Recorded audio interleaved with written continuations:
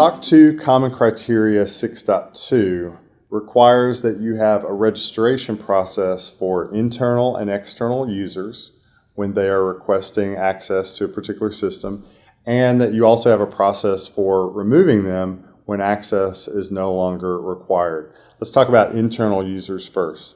New employee comes on board, you have to have a process for issuing them their first-time credentials. You might use a random password generator to set their first password. You might require them to change the password upon their first login to the system.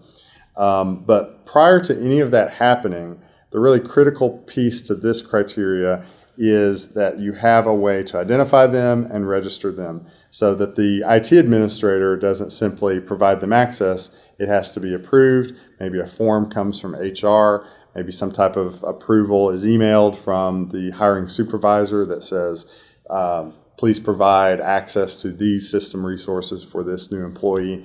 And that's how you would go about registering an internal user. An external user might be a client. Perhaps your company provides a software as a service. It's a hosted platform. How is it that you allow people to gain access to your service? How do they register? How do they identify themselves? Do you have some type of independent mechanism of verifying that they are who they say they are before you provide them with access? And then finally, removing access when it's not required. Let's talk about a vendor. Approval has come in that says this vendor can have access to our network in order to provide these services.